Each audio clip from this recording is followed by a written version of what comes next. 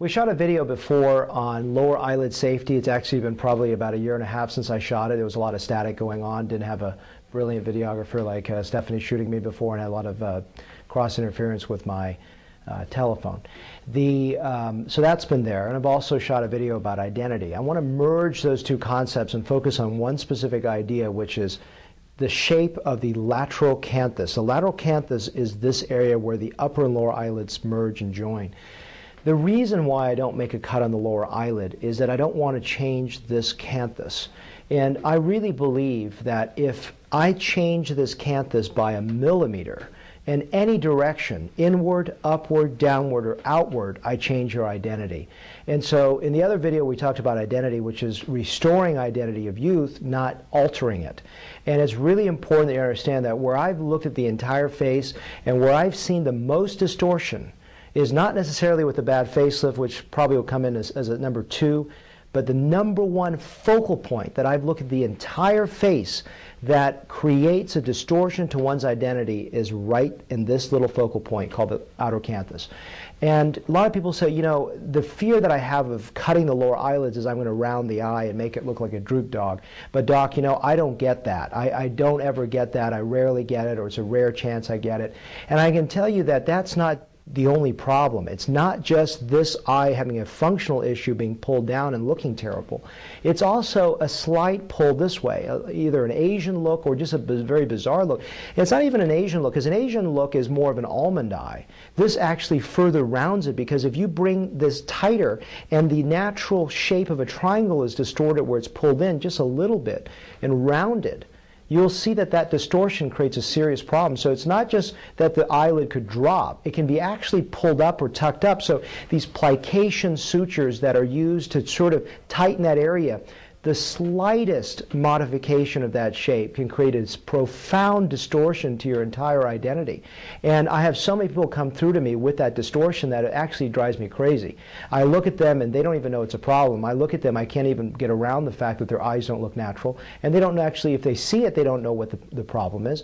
And the real problem is the fact that there's canthal distortion. It was really interesting because I had a lady that had a significant canthal distortion, and she was seeing her makeup artist, and I was looking at her, and something, it looked already off, and I didn't know why it looked even worse. And she said her makeup artist told her to paint her eye this way. And what the makeup artist had her do was actually take the upper eyelid and draw a pencil that goes down and curves up. It actually worsened it, because the makeup artist did not see what the foundation for the problem was, and just arbitrarily defined a line drawing. And even though I don't put makeup, I did understand what was the problem was the lower eyelid being distorted upward and rounded. So I just had her pencil in a longer width, just drawing that line out of the bottom eyelid to make it look more triangular, more almond shaped, and less rounded. And I don't even mean this rounded, I mean this rounded. And that, she says, oh my God, my eye looks better. And I know you haven't done anything for me yet, but why does it look better? It's because I understand where the distortion level is. And so if you don't understand, if you've had eyelid surgery and something doesn't look quite right about your eye, even though you may have been overlifted, overcut, oversucked out, done something that doesn't look right, I challenge you to look at this canthus. And the best way to understand that distortion is go back and take a look at your photos when you're young and start looking at models' photographs of this area and see if this area is either blunted in, rounded down, or pulled outwards, or pulled slightly up this way.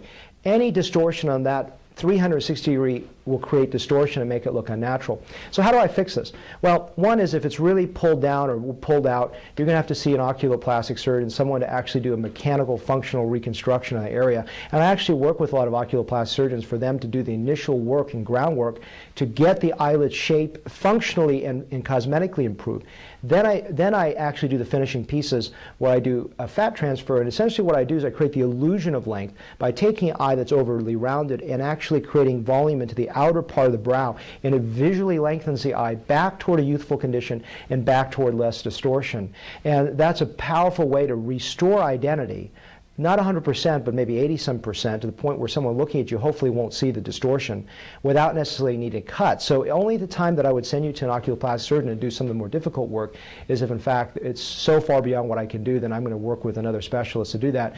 But in a lot of cases, if there's a minimal distortion, maybe 1 millimeter or 2 going in the wrong direction, just lengthening the eye can help. But it also just reinforces the idea of why I almost never cut on the lower eyelid, because I always say never, but practically almost never make a skin cut in the lower eyelid because there's too much of a risk of any level of distortion.